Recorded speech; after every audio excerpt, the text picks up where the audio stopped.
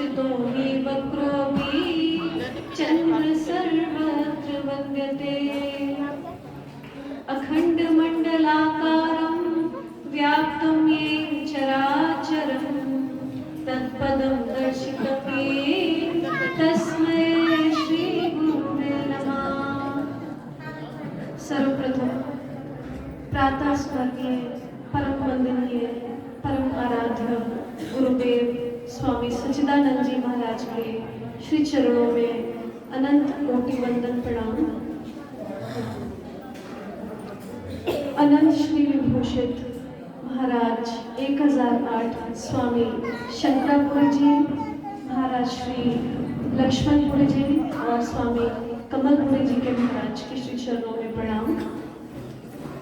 अंबाला से आए हुए महामंडलेश्वर शिव कुटीर के परमाध्यक्ष महाराज श्री शिव चेतन सरस्वती जी को और फिरोजपुर से पधारे हुए जो महात्मा हैं और वेद भारती माता जी की शिष्य, आप सभी का बहुत बहुत स्वागत, अभिनंदन।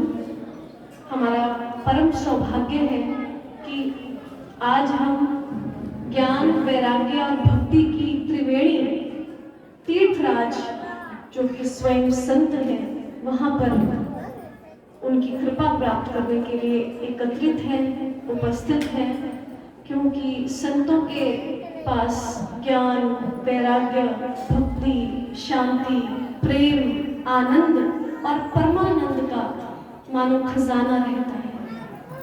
और क्योंकि इनका ब्रह्म से एकाकार हो चुका होता है, परम ब्रह्म, परम धाम, परमम पवित्रम भगवान, ऐसे ईश्वर से इनका एकत्व हो चुका होता है। इनमें और भगवान में कोई अंतर नहीं होता।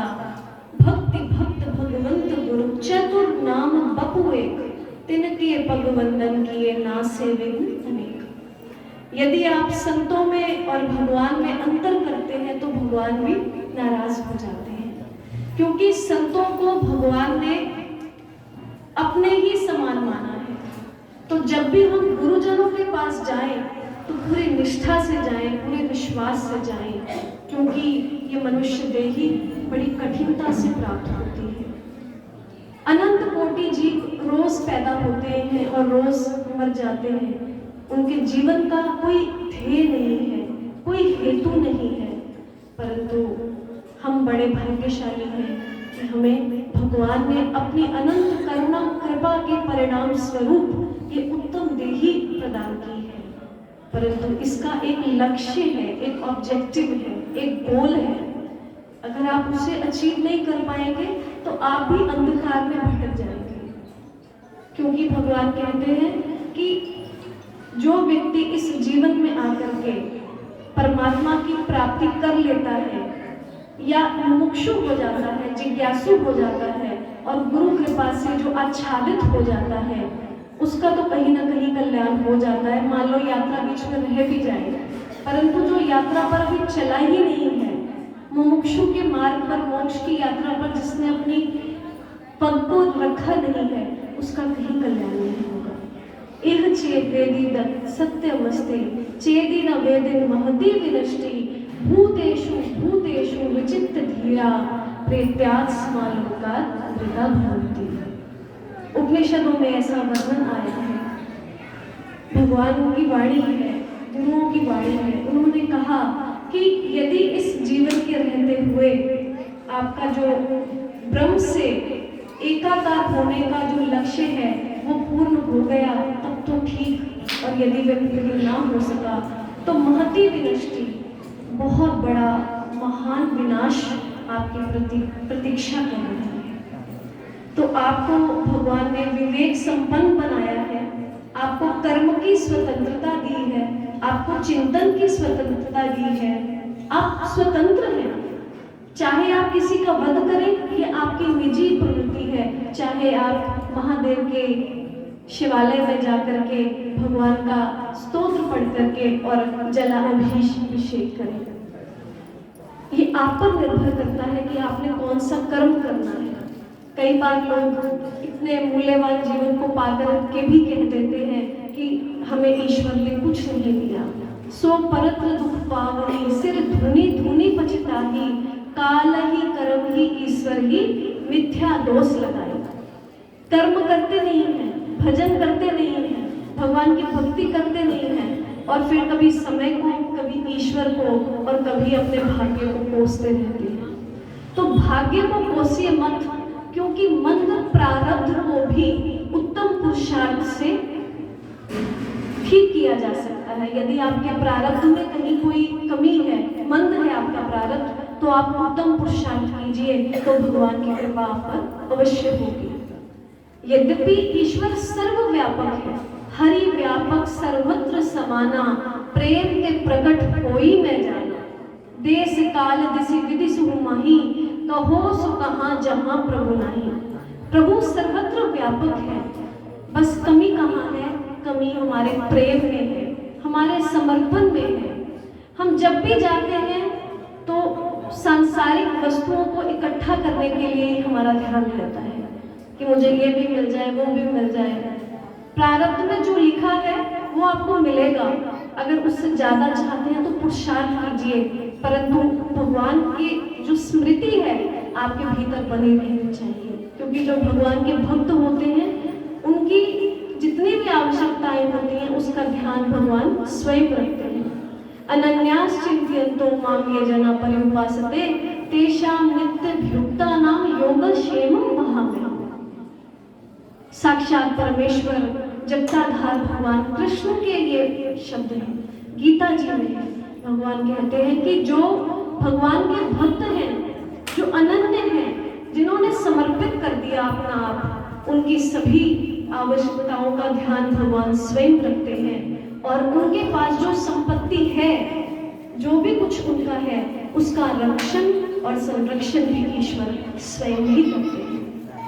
तो जब आपके जन्म से लेकर के, अभी जन्म भी नहीं होता, माता के गर्भ में जब जीव होता है, जो तब से ध्यान रखना शुरू कर देता है कि उसकी श्वासें चलती रहें, उसको भोजन मिलता रहे, उसको पोषण मिलता रहे, और जैसे ही उसका जन्म होकर के इस धरा पर वो आता है तो उसके लिए भोजन का, दुग्ध का, बिस्तर का, कपड़ों का, वस्त्रों का, सगे संबंधियों का, माता के मीठे आंचल का, पिता के सानिध्य का, जब सब ख्याल को रखने वाले ईश्वर हैं, तो फिर आप क्यों चिंतित होते हैं? उनका डिपार्टमेंट उनको संभालने दीजिए, आपका डिपार्टमेंट भगवान का भजन करना है। क्यों? क्योंकि संसारिक वस्तुएं आपको नश्वरता की ओर ले जाएंगी, और भगवान का जो सत्संग है, भगवान की जो भक्ति है, भगवान के नाम का जो संकीर्तन है, आपको शाश्वत जो तत्व है उसकी प्राप्ति होगी। ब्रह्म सत्यम जगन मिथ्येत, ये वन रूपो विनिश्चय, सो अयम नित्य अनित्य वस्तु वेग समुदायता। जिस दिन आपने ये समझ लिया कि ब्रह्म सत्य है और जो ये संसार है ये सब मिथ्या है, तो ये समझ लीजिए कि आपके भीतर विवेक की उत्पत्ति होगी। जब आप इस संसार में नहीं आए थे, उससे पहले आप जानते हैं आप कहाँ थे, कौन थे, किस योनि में थे, क्या मनुष्य भी थे, किस देश में थे, कौन से शहर में आपका जन्म था, क्या आप मानव थे या कोई वृक्ष थे, नहीं जानते। और इस देही की अवधि पूर्ण होने के उपरांत जब आप अपने जीवन को पूर्ण करके जाएंगे, तब आपकी गति क्या होगी आप नहीं जानते। परंतु एक बात आपको समझनी चाहिए कि यदि आप ईश्वर का भजन बाल्यकाल से ही बच्चों को करवाते हैं, और आप स्वयं भी करते हैं, युवावस्था में भी करते हैं, तभी अंतकाल में आपको राम का नाम स्मरण रहेगा। कई बार लोग कहते हैं अभी तो बचपन है, खेलने की उम्र है, खाने पीने की उम्र है, अभी बच्चों की भजन की उम्र नहीं है, तो मुझे बड़ा अचंभा होता है।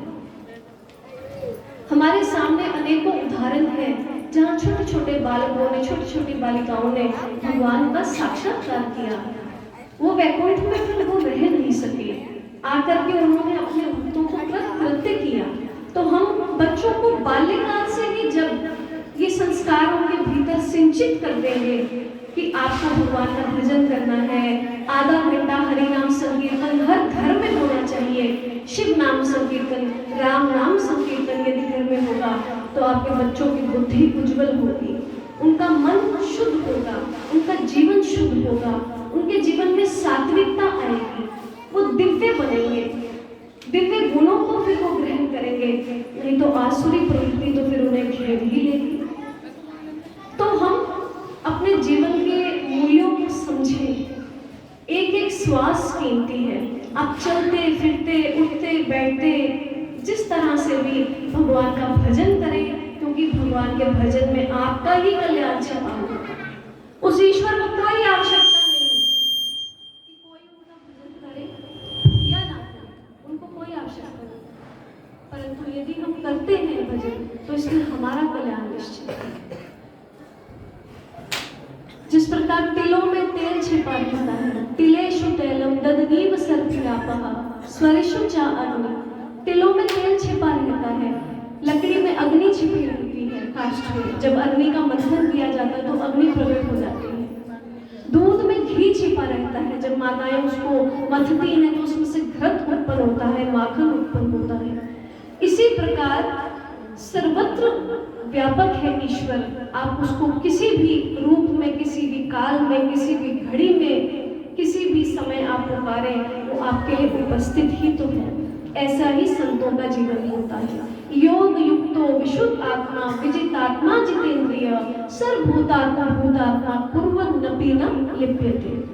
गीता जी में भगवान कहते हैं कि जो योग युक्त है, जो भक्ति में लगा हुआ है, वो सब कर्मों को करता हुआ भी बंधन में नहीं बंधता। नहीं तो कहीं ना कहीं आपका बंधन हो ही जाएगा। तो हमें बंधनों से बचना है और अपने परम गंतव्य को देखना है। ये जीवन में व्यर्थ ना हो जाए, इसकी बड़ी महिमा है। जिनको नहीं मिला वो जानते इसकी क्या महिमा है, और जिनको मिला है वो अभी समझ ना पाए तो उनका बड़ा दुर्भाग्य है। इसीलिए जब भी हम संतों के द्वार पर आए तो पूरी निष्ठा से, पूरी श्रद्धा से, छल रहित होकर के आए, क्योंकि भगवान तो निर्मल मन वालों को ही मिलते हैं। निर्मल मन जन सो मोहि पावा, मोहि कपट छल छिद्र न भावा। निर्मल जन, निर्मल मन वालों को ईश्वर की प्राप्ति होती है। हम अपना हृदय निर्मल करके आ जाए, उसे पावन करके गुरु स्थान पर आए, पूरी निष्ठा से प्रणाम करें, क्योंकि गुरु चरणों से अमृत की धाराएं निकलती हैं। जब हमारा ये मस्तक गुरु चरणों पर प्रणाम करता है तो हमारे भीतर का अंधकार दूर हो जाता है, और जिनके भीतर अंधकार रहता है फिर वो पता कहाँ जाते हैं? असुरिया नाम ते लोका अंधेन तमसावृता ताम सते प्रेत्या विदंशन्ति ये के चार महानो जना। जिनके भीतर अंधकार है, अज्ञान है, वो अज्ञान के वाले लोगों में, असुर लोगों में जाकर के नाना प्रकार की योनियों को प्राप्त होते हैं। इसीलिए अब ज्यादा समय ना लेते हुए आपको मैं एक ही बात कहना चाहूंगी कि जब भी गुरु स्थान पर आए पूरी निष्ठा, प्रेम, विश्वास के साथ आए, क्योंकि श्रद्धावान लभते ज्ञानम। इन्हीं शब्दों के साथ पुनः मैं सभी संत महापुरुषों के श्री चरणों में वंदन करती हुई, और आप सभी को जो यहाँ उपस्थित हैं और उसमें मैं भी, सभी को श्री राम जी के चरणों में भक्ति प्राप्त हो, ऐसी मैं प्रभु के श्री चरणों में प्रार्थना करती हूँ। जय श्री राम।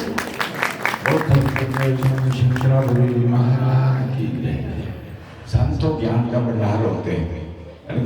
सारा दिन राधिका जी को लगा दिया जाए तो स्वामी जी में इतना ज्ञान के बोलते जाएंगे, आप लोग बजाए सुनते जाना। और बहुत सुंदर बातें और कर्म प्रधान विषय रखा।